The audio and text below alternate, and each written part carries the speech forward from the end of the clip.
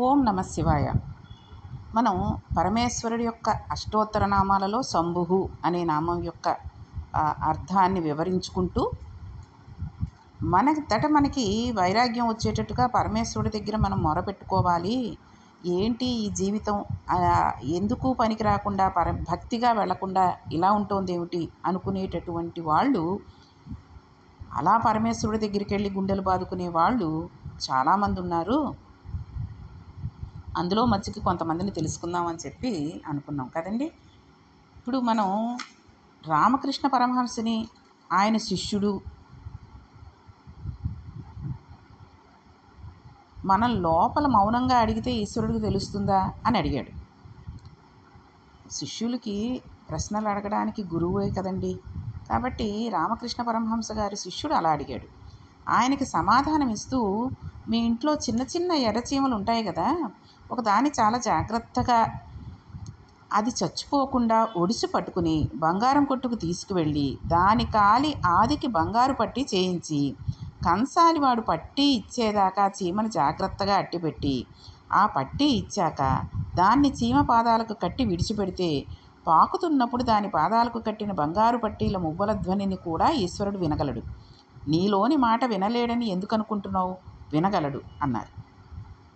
అంటే చాలామంది చూడండి, గుళ్ళకి వెళ్ళిపోతారు, గబగబా అష్టోత్తరం సహస్రం చదువుతున్నట్టుగా కోరికల దండ చెప్పేస్తూ ఉంటారు. పక్క వాళ్ళకి వినబడినట్టుగా ఉంటుంది. స్వామి తండ్రి రక్షించి కాపాడు, నా పిల్లకి పెళ్లి చేయి, నా పిల్లలకి చేయి, ఎలాంటివి కోరికలు అలాగ చదివేస్తూ ఉంటారు. అలా చదవలేని వాళ్ళు మౌనంగా భగవంతుడి కేసు చూసి, నీకు తెలియదేముందయ్యా నా గురించి, నాకు ఈ బాధ ఉంది, అది నువ్వే తీర్చాలి అని మనసులో అనుకుంటే తీరుస్తాడా అన్న శిష్యుడి ప్రశ్నకి ఎంత చక్కగా రామకృష్ణ పరమహంస గారు సమాధానం ఇచ్చారో చూడండి. చీమకి కాలికి కట్టిన బంగారు పట్టి ఎక్కువ చప్పుడు చేయదు కదండి. వెండి పట్టీలంతా చప్పుడు బంగారు పట్టీలు చెయ్యవు. అయినా కూడా ఆ ధ్వనిని కూడా ఈశ్వరుడు వినగలడు. అలాంటి వాడు మన లోపల మౌనంగా అడుగుతున్న ప్రశ్నని, మౌనంగా అడుగుతున్న కోరికని ఎందుకు వినగలడు అన్నారు. సనాతన ధర్మంలో అన్నిటికన్నా గొప్పటి ఏమిటంటేనండి, ఎంత చప్పుడు చేయకుండా జపం చేస్తారో అది అంత గొప్ప. పైకి ఎంత గట్టిగా చేస్తారో దానికి అంత తక్కువ ఫలితం. మౌనంతో ఎంత లోపలికి వెళ్ళి చేస్తారో, ఎంత పట్టుకుని చేస్తారో అది అంత గొప్పది. చూడండి, చాలామంది పూజ చేస్తూ ఉంటారు. ఇంకా ఆ పూజలో చదివే అష్టోత్తర నామాలు కానివ్వండి, ఏదైనా అవనండి, అసలు ఆచమనం చేసేటప్పుడే చాలామంది పూజ విధానం ఎలాంటిది అనేది మనకు తెలిసిపోతుంది. ఆచమనం చేసేటప్పుడు పెసరగింజ నానినంతేటటువంటి నీరుని 3 సార్లు నోట్లోకి తీసుకోవాలి. ఎడం చేత్తో కుడి చేతిలోకి వేసుకుని, పెళ్ళైన వాళ్ళు భార్య తన కుడి చేతితోటి ఉద్ధరణితోటి వేస్తే అది నోట్లోకి తీసుకోవాలి. ఎలాగా? చప్పుడు కాకుండా కింద పెదవి మీద నుంచి నోట్లోకి జారేటట్టుగా తీసుకోవాలి. అంతేగాని ఏదో జుర్రేసుకున్నట్టుగా జుర్రు మన చప్పుళ్ళు వచ్చేటట్టుగా 3 సార్లు నేను తీసుకుంటున్నానని అందరికీ తెలిసేటట్టుగా చేసుకోకూడదు. ఎంత మౌనంగా పని చేసుకుంటే అంత ఈశ్వరుడు సంతోషిస్తాడు. కాబట్టి అదే పూజ చేసేటప్పుడు కార్తీక మాసంలోనండి అసలు నిజంగా పూజలు ఎవరెవరు ఎలా చేస్తారు అన్నది తెలిసిపోతూ ఉంటుంది.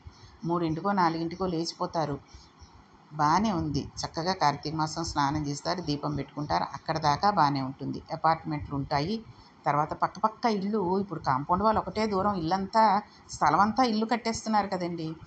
ఇంకా ఆ ఉదయం దీపం పెట్టి అక్కడ చిన్న నైవేద్యం ఏం పెడతారో తెలుసా అండి? 2 పటిక బెల్లం ముక్కలు, ఒక బత్తాయి పండు కానీ కమలాఫలం కానీ పూర్తిగా పెట్టరు, 2 తొనలో 1 తొనో పెడతారు. పెట్టి గంట కొడతారండి, గణ గణ గణ గణ గణ. అసలు కార్తీక మాసం చెయ్యలేని పరిస్థితిలో ఉండి, అబ్బో ఈ సంవత్సరం చేయలేకపోతున్నానని బాధపడుతూ పడుకునే వాళ్ళకి కూడా మెళుకు వచ్చేసి, అమ్మో ఆవిడ పూజ చేసేసుకుంటుంది, నేను చేసుకోలేకపోతున్నాను, ఇవాళ ఓపికగా మెళుకు వచ్చింది కాబట్టి చేసేసుకుందామా అనిపించేటటువంటి భావన కలిగేటట్టుగా గంట కొడుతూనే ఉంటారు. చుట్టుపక్కల వాళ్ళు కాస్త తెల్లారగట్ట నిద్ర పట్టేటట్టుగాను, పెద్దవాళ్ళు, వృద్ధులు, చంటి పిల్లలు ఉన్న వాళ్ళకి ఎంత అసౌకర్యంగా ఉంటుంది చూడండి. గంట కొట్టండి, కొట్టద్దనట్లేదు, నైవేద్యం పెట్టినప్పుడు గంట కొట్టండి. ఏదో కొంచెం సేపు, 1 సెకను, 2 సెకండ్లు అంతే. అంతేగాని 1 నిమిషం సేపు గణగణం నువ్వు పెట్టేదేమో 2 మిశ్రీ పలుకులా, లేకపోతే ఒక కమలాఫలం తొన్న దానికి గంట సేపు నువ్వు గంట కొట్టేస్తే చుట్టుపక్కల వాళ్ళకి ఎంత ఇబ్బంది అండి. ఇంకొంతమంది పూజలు చేసేటప్పుడు చిన్న చిన్న సత్సంగాల కింద పెట్టుకున్న వాళ్ళు భజనలు చేస్తూ ఉంటారు. మైకులు పెట్టేస్తారండి. ఆ మైకులు పెట్టేసినప్పుడు పరీక్షలు ఉంటాయి పిల్లలకి, లేదా ఒంట్లో బాగుండని వాళ్ళకి ఏ సమయంలో కునుకు పట్టి నిద్రపడుతుంది అన్నది తెలియదు. అది తెల్లారగట్ట ఇంచుమించుగా ఉదయం ఏ 10కో మొదలెట్టచ్చు, లేదా రాత్రిళ్ళు మొదలెడతారు కొంతమంది 7 ఆ టైంకి 11 వరకు భజనలు చేస్తూనే ఉంటారు. అవి సినిమా పాటల ఫక్కీలో పాటలు, ఆంజనేయ దండకం, హనుమాన్ చాలీసా పాడేస్తూ ఉంటారు. అది సినిమా పాటను గుర్తు చేసుకోవాలా, హనుమాన్ చాలీసా గుర్తు చేసుకోవాలా కూడా తెలియకుండా ఉంటుంది. కాబట్టి చేసే భక్తితోటి చేసే పూజ మనం ఎంత మౌనంగా చేస్తే పరమేశ్వరుడు అంత సంతోషిస్తాడు. కాబట్టి జపం చేసేటప్పుడు కూడా చూడండి, ఓంకారం చేసేటప్పుడు కూడా చూడండి, ఓంకారం రోజు ఓంకారం చేసుకుంటే చాలా మంచిది అని చెప్పారనుకోండి, సరిగ్గా చేసుకోవాలి.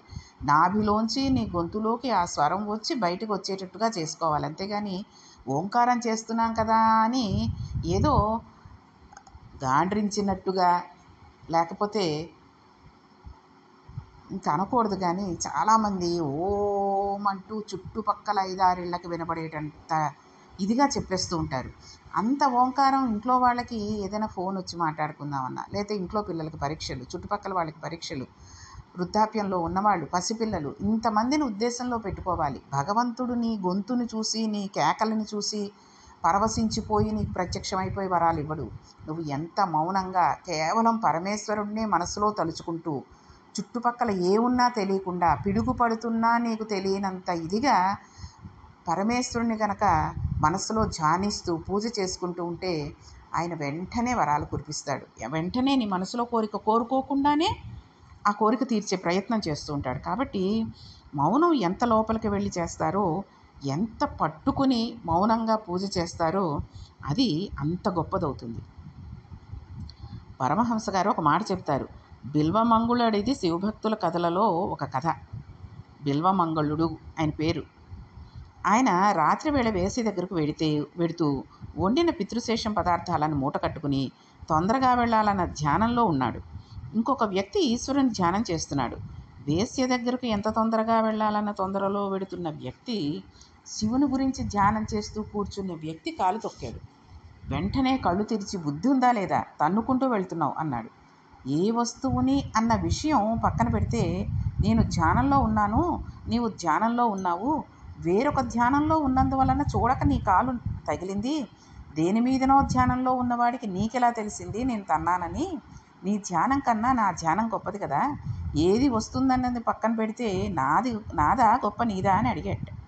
ఆయన మహానుభావుడు, తర్వాత కాలంలో ఈశ్వరుల్లో కలిసిపోయాడు అనుకోండి. కాబట్టి చాలామంది కూడా ధ్యానం చేస్తూ ఉంటారు. ఇది చాలాసార్లు మీకు చెప్పే ఉంటాను. ఎందుకంటే సందర్భం వచ్చినప్పుడల్లా ఎందుకు చెబుతూ ఉంటానంటే, ఇన్నిసార్లు విన్నందువల్లైనా ధ్యానం చేసేటప్పుడు ఓహో ఇలా చెప్పారు కాబట్టి మనం ఈ రకంగా ధ్యానం చేయాలి, ఇలా చెప్పారు కాబట్టి ఈ రకంగా పూజ చేయాలి అనే విషయం మీ మనసులోకి ఒక్కసారి వస్తుందనే ఉద్దేశంతో పదే పదే పదే పదే చెప్పడం జరుగుతుంది. కాబట్టి ధ్యానంలో ఉన్నప్పుడు అసలు ధ్యానం చేస్తున్నాము అంటే ఏం జరుగుతోందో తెలియకుండా ఎంతసేపు ధ్యానంలోంచి బయటికి రాగలం. పెద్ద చప్పుళ్ళు అయితే కానీ ధ్యానంలోంచి బయటికి రాకుండా ఉండేటట్టుగా ధ్యానం అనేది చెయ్యాలి. అంతేగాని సెల్ ఫోన్లో అలారం పెట్టేసుకుని నేను 10 నిమిషాలు ధ్యానం చేస్తాను, 10 నిమిషాలు అవగానే అలారం కొడుతుంది, ఆ సెల్ ఫోన్ కట్టేసి ధ్యానంలోంచి బయటకు వచ్చేసాను అంటే అది చాలా చెప్పకూడదు. కానీ అటువంటి ఆలోచన ఉన్న వాళ్ళ ధ్యానం అసలు ధ్యానమే కాదు. కాబట్టి ధ్యానం చేస్తున్నాము, పరమేశ్వరుని ఒక మూర్తిని మనం మనసులో తలుచుకుని అలాగా ఊహించుకుంటూ ధ్యానంలోకి వెళ్ళిపోయి పరమేశ్వరుడితోటి ఆ కళ్ళమ్మటి నీళ్ళు వచ్చేస్తాయండి అంత ధ్యానంలోకి వెళ్ళిపోతే. కాబట్టి ధ్యానం అనేది చాలా గొప్పది. అంతేగాని చుట్టుపక్కల ఏం జరుగుతోంది అన్నది తెలియకూడదు. కాబట్టి ఇక్కడ వేశ్య గురించి వెడుతున్నవాడు వేశ్యని ఆలోచిస్తూ ఆ ధ్యానంలో వెళ్ళిపోయినా, పరమేశ్వరుడు గురించి ఆలోచించేవాడు కాస్త కాలికి ఏదో తగిలింది అనేసరికి ధ్యానంలోంచి బయటకు వచ్చేసాడంటే అది సరైన ధ్యానం కాదు అని రామకృష్ణ పరమహంస గారు అలా చెబుతూ ఉంటారు. అంతర్ముఖ సమారాధ్య బహిర్ముఖ సుదుర్లభ అని లలితా సహస్రంలో మనకి ఒక నామం ఉంది, మౌనంగా లోపలికి వెళ్ళి ఈశ్వరుని పట్టుకుని తాదాత్మ స్థితి అనుభవించడం రావాలి. వైరాగ్య సుఖం కావాలని సుఖాలను ఇచ్చిన శంభుదేవుణ్ణే అడగాలి. సుఖాల మీద వెంపర్లాట ఎంతకాలం ఉంచుకోవాలి? అవి పాడైపోవాలని కాదు, వాటిని అలాగే ఉండనివ్వాలి.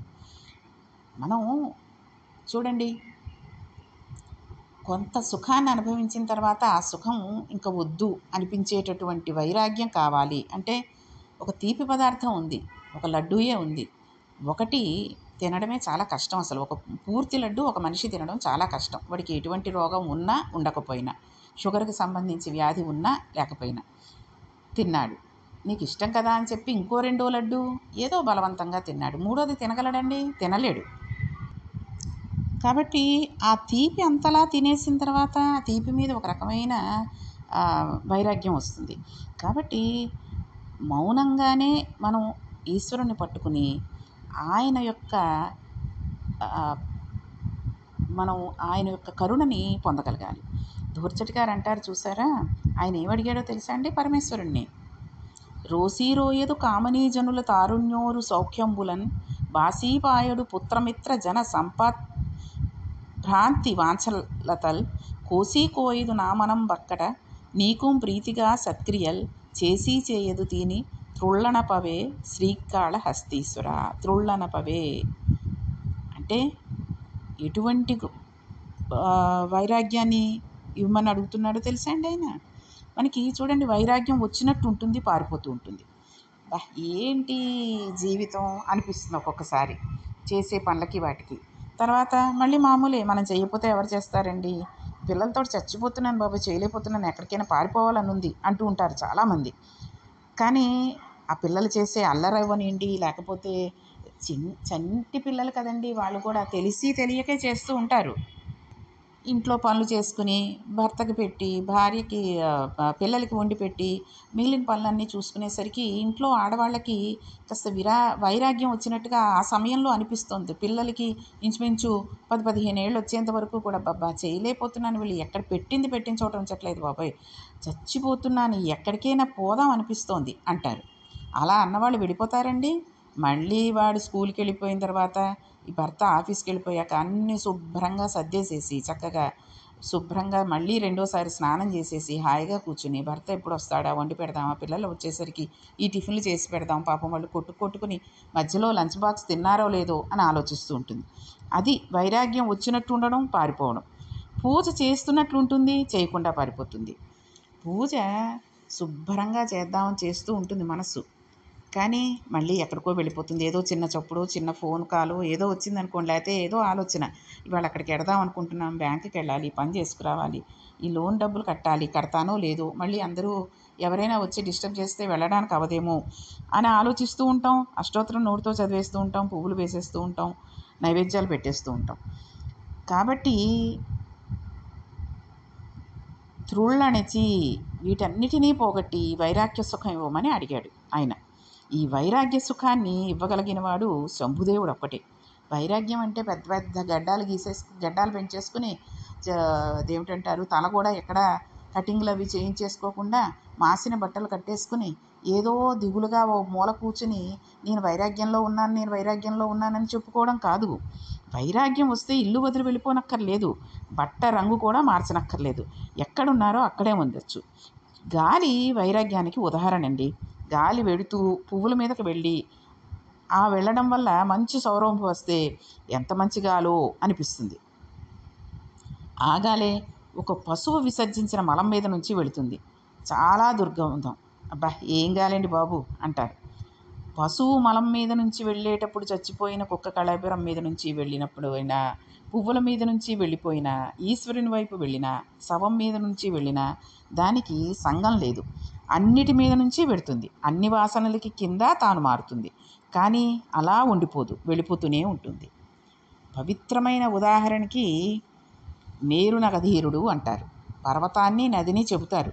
నదికి అంత పవిత్రత ఎందుకంటే నది మన జీవితానికి నిర్దేశకత్వం చేస్తూ ఉంటుంది.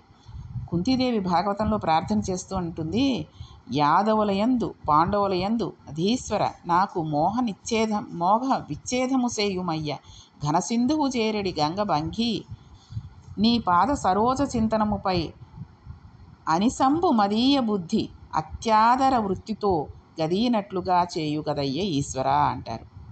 ఈ పిచ్చి మమకారం తీసేయమని అడుగుతుంది. అలా అడిగినవాడు సాధకుడు. ఈశ్వరునికి మన బలహీనత చెప్పడం మార్గం. వైరాగ్య సుఖం ఉన్నదని, దాన్ని పొందాలని ఒక వయసు వచ్చాక మహాభినిష్క్రమణకు సిద్ధం కావాలి. ఈ వైరాగ్యం అనేది మనం అలాగ మూల కూర్చుని ఉండకూడదు అనుకున్నాం కదండి. ఎక్కడికైనా వెడతాం. వైరాగ్యం వచ్చిన వాళ్ళు సంసారాన్ని వదిలేయక్కర్లేదు. భార్యని పిల్లల్ని చూడకుండా మీరే పడండి, మీ పాటలేవో, నేను వెళ్ళిపోతున్నాను, నాకు వైరాగ్యం వచ్చిందని వెళ్ళిపోనక్కర్లేదు. ఏదైనా సమపాళ్ళలోనే తీసుకోవాలి. సుఖమైనా దుఃఖమైనా ఏదైనా పరమేశ్వరుణ్ణే ఊహించుకోవాలి. ఎందులోనైనా పరమేశ్వరుణ్ణే చూడగలగాలి. ఒక పెళ్ళికి వెళ్ళాం కదా అని అక్కడ ఏదో సంగీతులు ఇంకోటి పెట్టారని మనం కూడా చిన్నవాళ్ళమైపోయి డ్యాన్సులు చేసేయక్కర్లేదు.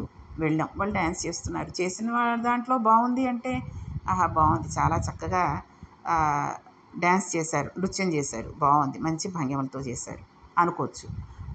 పెట్టిన పదార్థాలు బాగున్నాయి, తిన్నాం, కడుపు నిండినంత వరకు తినాలి అంతే. కడుపుకి ఎంత సరిపోతుందో అంతే తినాలి. అత్యాశగా ఎక్కువ తినేసి గ్యాస్ పట్టేసిందండి, తిన్న తర్వాత ఏదో కడుపులో తేడా చేసింది అని అనుకోక్కర్లేదు. అలాగే ఒక ఇంట్లో పిల్లలు అడిగారు, నాన్న ఊటీ అవి మైసూరు తీసుకెళ్ళాలి నాన్న, ఎప్పుడూ వెళ్ళలేదు, మా ఫ్రెండ్స్ అందరూ వెళ్ళిపోయారన్నారు అనుకోండి, తీసుకెళ్ళచ్చు, తప్పులేదు.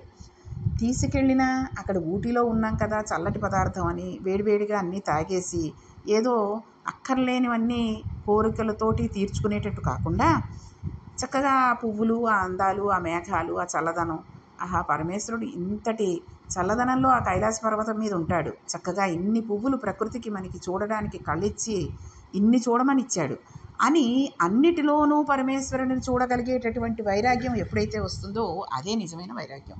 అంతేగాని నేను వైరాగ్యం వచ్చేసింది, నాకు వైరాగ్యం వచ్చేసింది, నేను సన్యాసం స్వీకరించేయాలనుకుంటున్నాను అని చెప్పుకునేవాడెప్పుడు వైరాగి అవడు. ఇలా అడిగినవాడు ఏ రకంగా కుంతీదేవి భాగవతంలో పరమేశ్వరుడి గురించి ప్రార్థన చేసి ఈ మమకారాలన్నీ తీసేయమని అడిగిందో అలా అడిగినవాడు సాధకుడు. ఈశ్వరుడికి మన బలహీనతను చెప్పడం మార్గం. వైరాగ్య సుఖం ఉన్నదని, దాన్ని పొందాలని ఒక వయసు వచ్చాక మహాభినిష్క్రమణకు సిద్ధం కావాలి. ఈ రంగస్థలాన్ని విడిచిపెట్టేసి ఈశ్వరుని యందు ఐక్యమైపోవడానికి సంబరాలు సిద్ధం చేసుకోవాలి. అలా సిద్ధమవడానికి తాను తయారవుతూ సంఘం లేకుండా సాక్షి మాత్రంగా చూడడం నేర్చుకోవాలి. ఎవరిని పట్టుకోవాలో వాడిని పట్టుకోవాలి, ఎక్కడికి వెళ్ళాలో అక్కడికి చక్కగా వెళ్ళవచ్చు. ఎక్కడా కూడా పొంగు కొంగు లేకుండా అన్నింటా ఈశ్వరుణ్ణే చూస్తూ ఉండాలి. ఈశ్వరుడితో అనుబంధం పెట్టుకుని ఉండాలి. దానికి వైరాగ్య సుఖము అని పేరు. కాబట్టి మనం పరమేశ్వరుని పట్టుకోవాలి అంటే, అంతటి వైరాగ్యాన్ని పొందాలి అంటే ఎంతో కృషి చేయాల్సి వస్తుంది. కాబట్టి ఆ రకంగా పరమేశ్వరుని మనం కొంత వయసు వచ్చాకే అక్కర్లేదండి, మనం చేసే పనులు చేసుకుంటూ చక్కగా పరమేశ్వరుడి గురించి నామాలు చెప్పుకుంటూ రోజులో కాసేపు ఆయన గురించి ధ్యానం చేస్తూ ఉండడం పిల్లల దగ్గర నుంచే నేర్పిస్తే వాళ్ళలో మంచి చెడు అనేది, అంతేగాని చదువులు మానేసేసి వాళ్ళని గుళ్ళకు తీసుకెళ్ళిపోయి భజనలో నేర్పించేసి మా వాళ్ళు ఇన్ని భజన చేస్తాడండి, ఇంత జపం చేస్తాడండి, ఇంత ధ్యానం చేస్తాడని కాదు. కాసేపు కాకపోతే వారంలో ఒక్కరోజైనా ఇంటికి దగ్గరలో ఉండేటటువంటి ఆదివారం నాడు, శనివారం సెలవులు ఉంటే పిల్లలకి ఆ రోజు లేదా ఆదివారం నాడు దగ్గరలో ఉండేటటువంటి గుడికి తీసుకువెళ్ళడం అలవాటు చేసి పొద్దున్న లేవగానే దేవుడికి దండం పెట్టుకుని మిగిలిన పనులు పూర్తి చేయాలి నాయన అని చెప్పడం నేర్పిస్తే, స్నానం చేయగానే ఉతికారేసిన బట్టలు కట్టుకుని ఒక్కసారి దేవుడి గదిలోకి వెళ్ళి కాస్త కుంకుమ బొట్టు వీపూది పెట్టుకుని స్వామికి దండం పెట్టుకుని రండి. అంతేగాని అగరత్తులు అక్కర్లేదు, నైవేద్యాలు అక్కర్లేదు, దీపాలు అక్కర్లేదు, ఏమీ అక్కర్లేదు, అవన్నీ నాన్న చూసుకుంటారు, మీరు వెళ్ళి ఒక్కసారి ఆ పరమేశ్వరుడికి దండం పెట్టుకుని రండి అన్నది కనుక మనం చిన్నప్పటి నుంచి నేర్పిస్తే. అందుకేనండి పూర్వం పిల్లలకి కొంత వయసు వచ్చి చప్పట్లు కొట్టడం 8-9 నెలలు వచ్చేసరికి చప్పట్లు రెండు మనం కొడుతూ రామ్ రామ్ రామ్ సీత, రామ్ రామ్ రామ్ సీత అంటే వాడు కూడా రామ్ రామ్ సీత అని మనం చప్పట్లు కొట్టకుండా మామూలుగా పాట పాడగానే చప్పట్లు కొట్టడం మొదలెట్టేస్తాడు.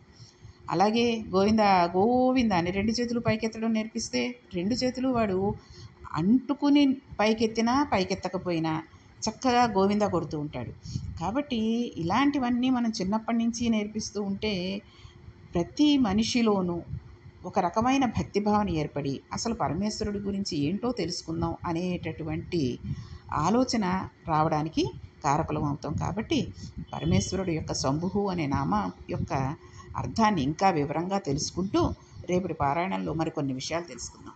ఓం నమః పార్వతీపతి హర హర మహాదేవ శంభో శంకర.